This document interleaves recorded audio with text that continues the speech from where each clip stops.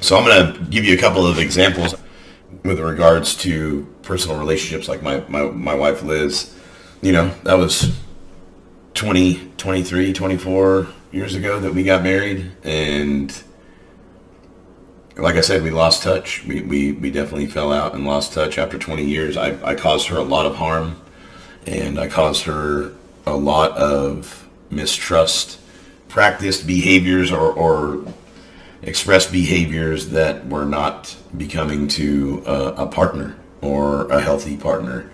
And through my own drug abuse and alcohol abuse, I snuck around a lot, and I lied all the time about where I was and what I was doing and who I was hanging out with, and I was stealing money from our bank account and spending it on drugs. And it appeared to her that I was having an affair. I was sneaking around. I was lying about where I was at and who I was with. I would disappear for hours at a time, and money would come up missing out of our account during that time.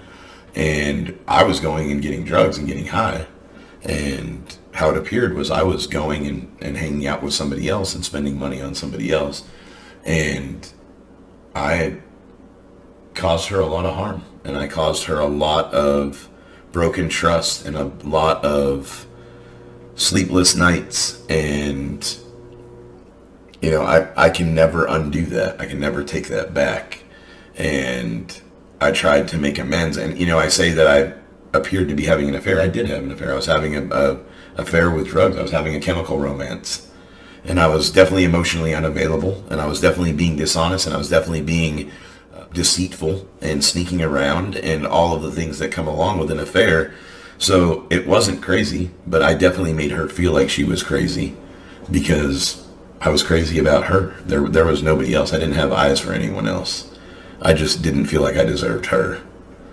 And I was certainly afraid that if she found out, this is the truth. I was afraid that if she found out the truth that she would leave.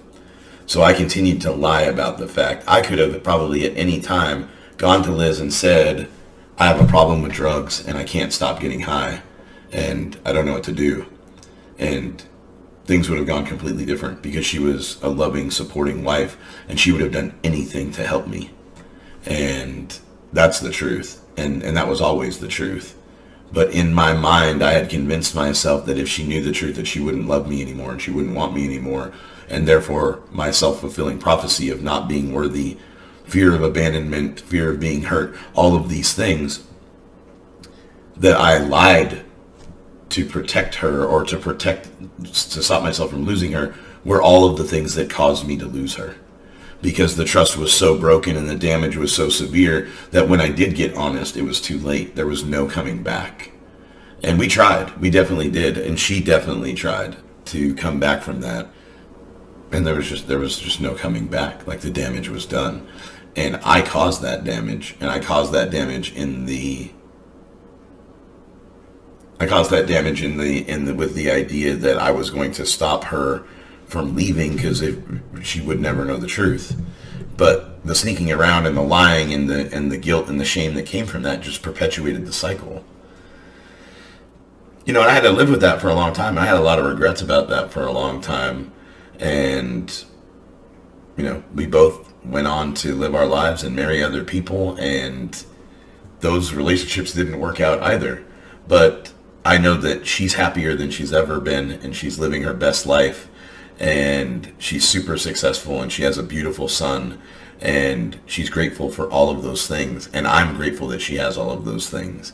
So we both are, like I said, in a place that we've never been better people. So did everything happen for a reason? I think so. Did everything go the way that it was supposed to? I think so. They were hard lessons, and I hate that I was a lesson to her. But I learned a bunch of lessons in that too. There were I talked about lots of career situations and job situations. I worked for an insurance agent at one time. When I was married to Liz, I worked in the insurance agency or the insurance business. I was a licensed insurance agent in California, believe it or not. And I went and took the classes and passed the test and was selling insurance and working for an insurance agent. And I just I think that there was a lot of shady things that went along with the insurance business that I didn't agree with. And I was trying to do right, and I was trying to do right by my wife, and I was trying to do right by my relationship and supporting my house and the cars that we bought. You know, we were 22 years old and owned a home, and we both had cars, and we had the dog. It was we were living the American dream. And it was great until it wasn't. And then I did everything that I could to pull it apart at the seams. And one of those things was destroying my career in the insurance business. And by not being willing to do certain things for the agency that I was working for, you know, I basically wrote a letter saying that I wasn't going to do certain things. And there ended up being some legal matters that ended up happening, and my initials were on a bunch of documents that were not, that I knew were not valid insurance documents, and it was too late. Like, my initials were on things, and I got caught up in that. So by participating in something that I was told to participate in, and then refusing to continue to do it, it caused that to come to light, and I ended up being a part of it, and so I lost my license in insurance because of that.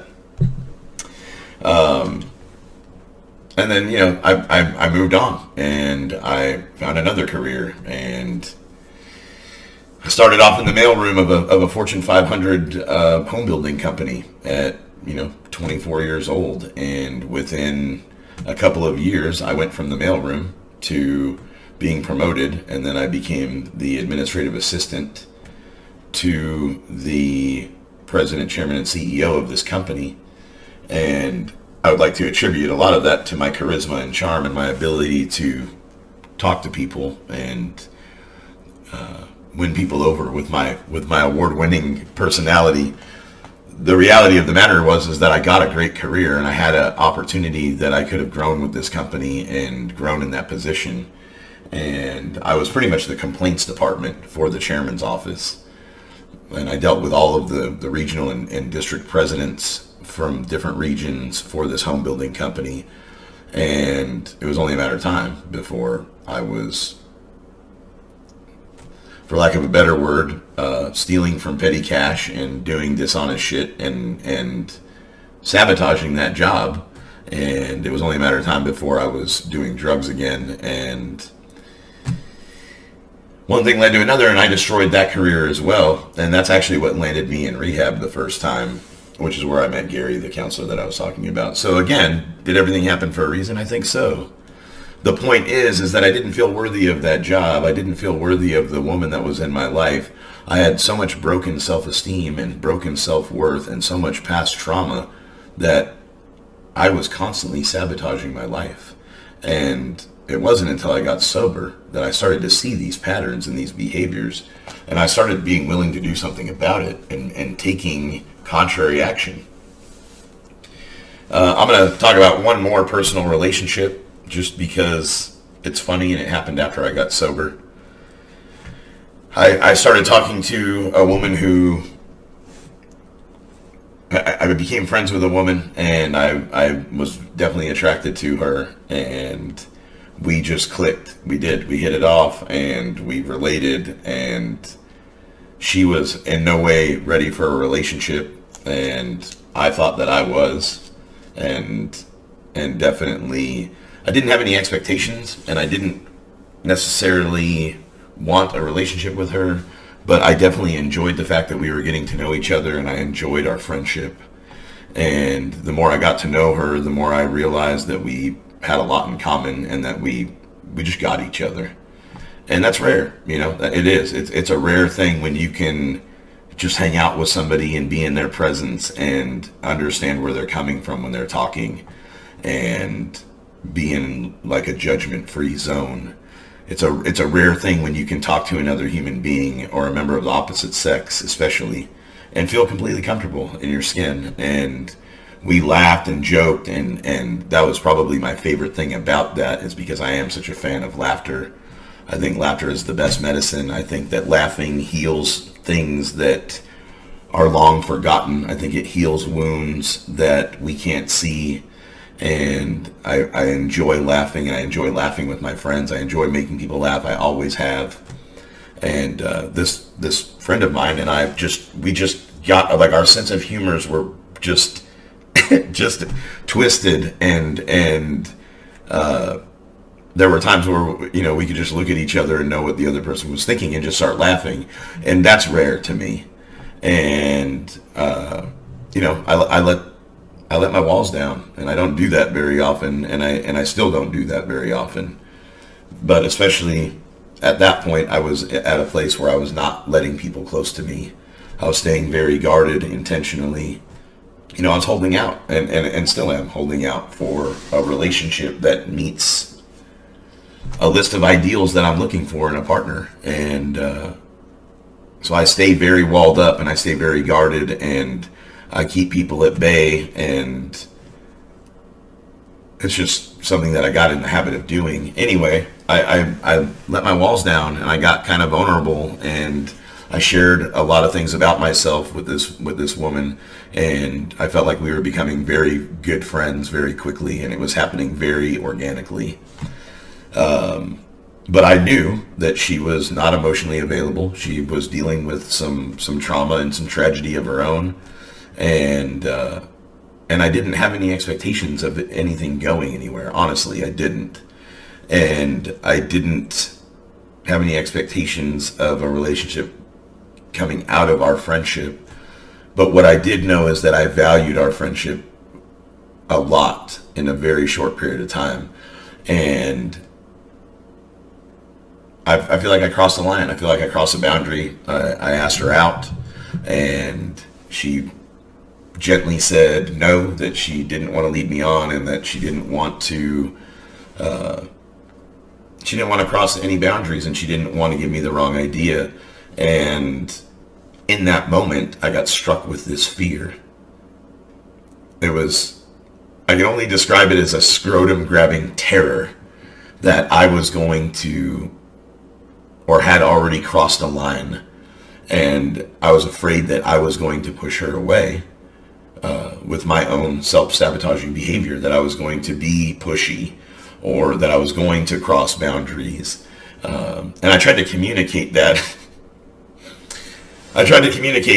Because like I said, I so badly want to be understood, and everything that I said was wrong. Everything that I said was wrong, and everything that I said came out wrong. And the more, it was like quicksand. The more that I moved and the more that I talked, the worse it got, and the deeper I sunk. And like I said before, I have a habit of picking up the shovel and just digging that hole deeper and deeper.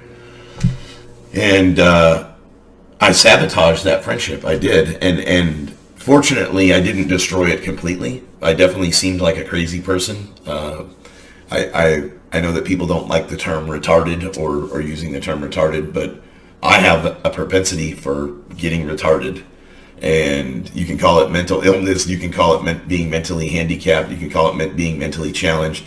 But when I get overcome with fear, or when I get caught up in overthinking or overanalyzing things, and fear creeps in, I become mentally handicapped when it comes to communicating. I communicate flawlessly most of the time, and I give pretty darn good advice most of the time. I fail at taking my own advice, which is the irony of the whole situation. And I'm sure that nobody can relate to that, right? Like giving somebody advice about something and then doing the exact opposite when the time comes for you to do the same thing.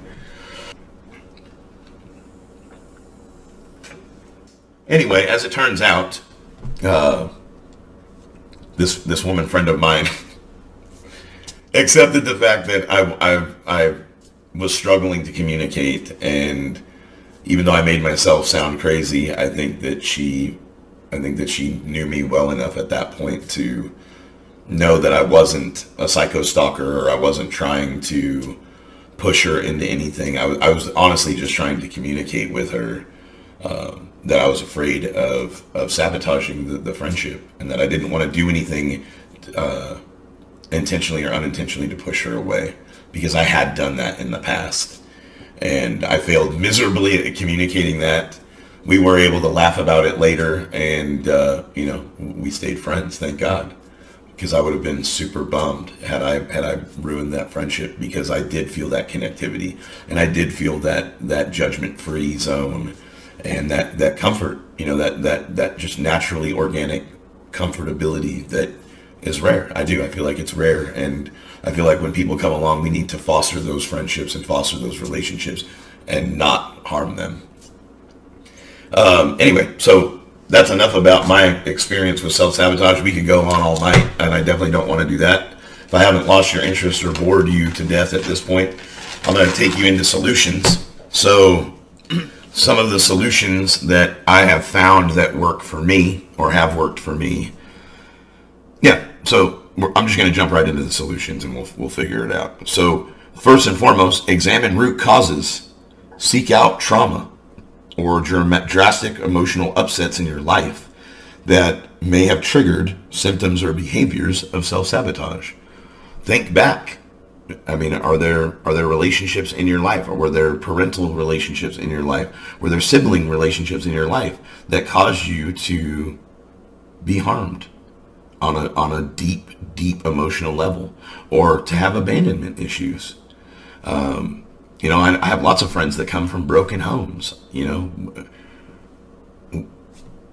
How do people come up with or end up with daddy issues or mommy issues because of broken relationships and broken relationships with their parents? And we don't ever learn how to cope or deal with those traumatically damaged relationships. So they play out, right? They play out in our future relationships. They play out in our relationships with other people. Women seek older men for comfort and familiarity because they didn't have that relationship or that loving relationship with their father. Men seek, caretakers because they didn't have a loving, doting, reassuring, nurturing mother figure in their life. So they seek out women to mother them and nurture them and take care of them. And I don't even think it's intentional. I think that women end up in relationships with men that need to be babied and pampered and taken care of and coddled because they were lacking that as a child. And people don't even realize that they're having these types of relationships, and other people don't realize that they've gotten into a relationship. I have a friend of mine that just ended a relationship recently with a total fucking mama's boy.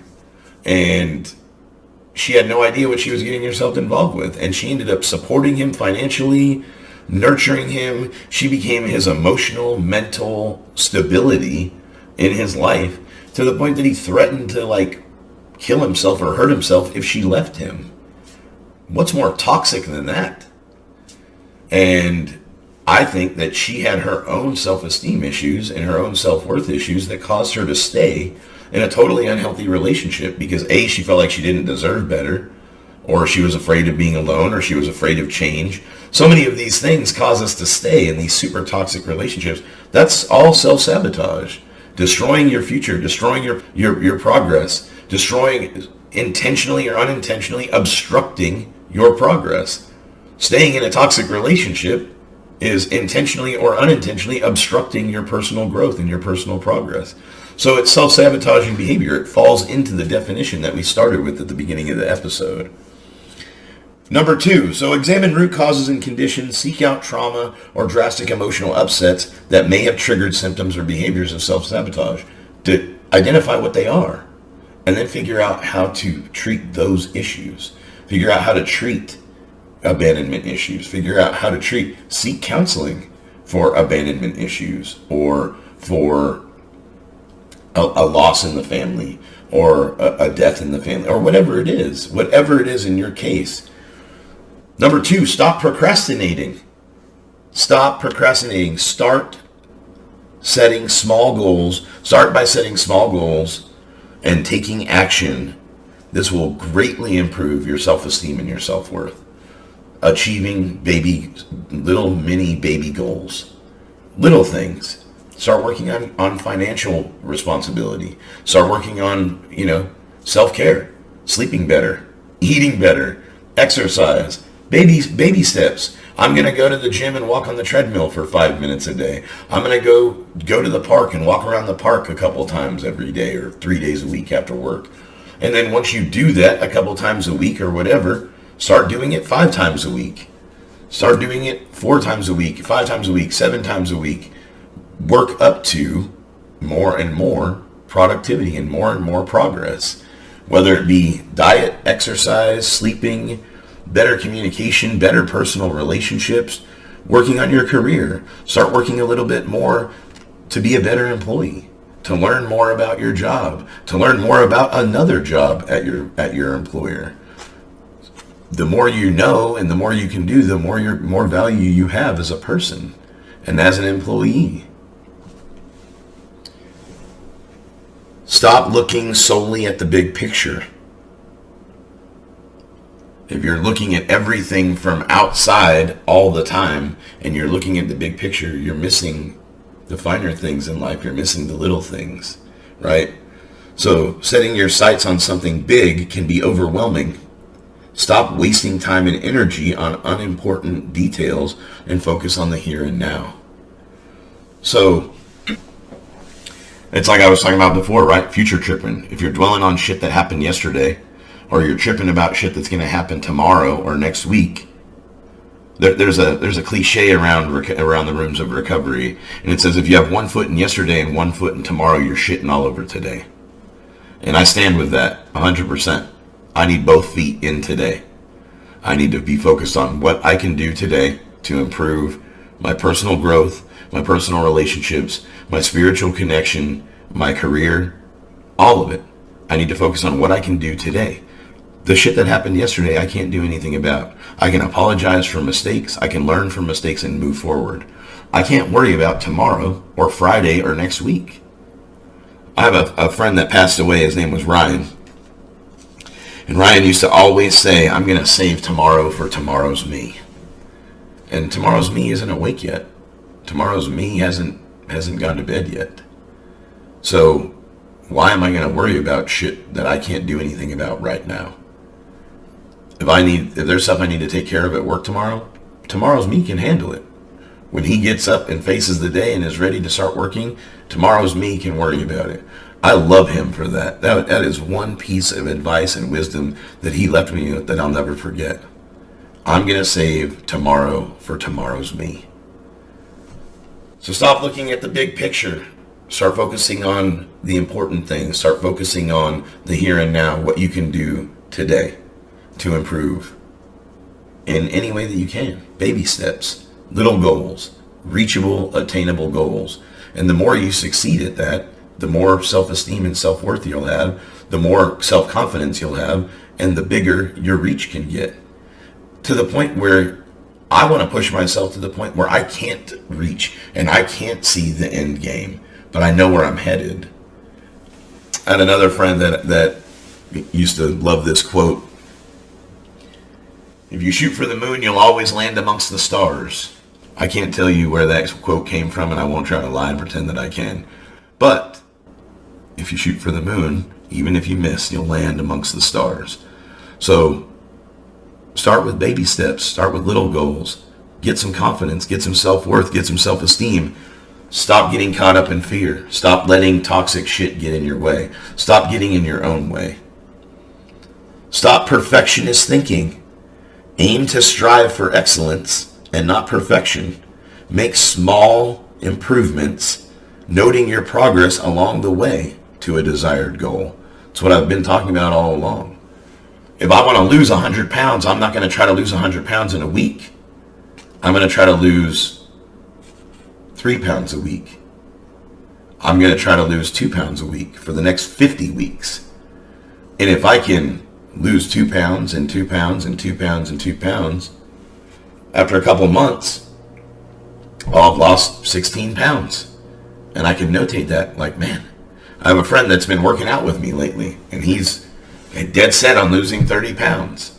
We've been at the gym for like 6 or 8 weeks together. He's been going with me 5 days a week. He's down 18 pounds by staying consistent with his diet and exercise. But it was a much bigger goal, but he is notating the progress. He's been telling me, man, I'm down 12 pounds. Man, I'm down 14 pounds. Man, I'm down 18 pounds. It's giving him self-confidence. It's building his self-esteem. It's building his confidence in reaching further and going bigger. Stop perfectionist thinking. Aim to strive for excellence, not perfection. Make small improvements, notating your progress along the way. Last but not least, remember that overthinking is self-sabotaging behavior. It takes a lot of time and energy to keep yourself out of negative thoughts, to keep yourself out of negative self-talk, and to keep focused on positive tasks. If you focus on the positive and you focus on doing positive tasks, and you stop trying to outthink the problem or overthink the problem or create problems that aren't there, and you just focus on being positive and doing the next right thing, it'll all work itself out anyway. One thing that I have learned is that even when things don't work out the way that I intended or the way that I planned, a lot of times they work out better than I could have imagined. And that's trusting the process. And that, for me, that's what recovery has done in my life. It has taught me to trust the process. It has taught me to take simple suggestions, apply simple practices and simple suggestions in my life, and make baby steps towards small goals that were reachable and obtainable, that have provided me with a great deal of success. I've experienced a great deal of success in my personal life, and I have spent very little time focusing on the big picture and what I was going to do in my professional life. I haven't spent a lot of time. Baby steps, baby goals. I moved into a position. I learned that position. I did the best that I could every day at that position. I got moved into a better position. Then I got moved into a position of supervision. Now I'm in a management position. If you would have told me 6 years ago that I'd be a salary member of management working for a Fortune 500 company and that I would be potentially buying a home, I would have told you that that was never going to happen. That not only was that not possible, I didn't believe that I was worthy or capable of doing that. And that's negative. It's negative self-talk. It's self-doubt. And we need to remove that shit from our lives. We need to cut out the negative out of our lives. And part of doing that is getting down to causes and conditions, finding solutions, finding bad habits and eliminating them. Procrastination is one of the top bad habits on the habits video or podcast that I did. Anyway, I don't want to get on too much of a tangent. The topic is self-sabotage. I've given you plenty of examples of behaviors, causes and conditions, given you some of my own experience, given you lots of different opportunities for solution. If you have questions about this, or you want to know more, or you want me to talk about a specific topic, please leave it in the comments. Like, subscribe, share. Always shoot people links of a topic that you think that they'll relate to or they need to hear about. If you like my topics and you like the things that I'm talking about and you think that it makes sense and it's applicable and it's applicable to somebody you know, share it with them. Maybe they can share it with somebody else. I want this podcast to reach as many people as possible. Thank you for tuning in. If you've made it this far, this has been episode 13 on self-sabotage. And like always, I don't care what you say about me, as long as you talk about me. My name is Joe Morado. We are A.P.E.S Development. Thanks for listening.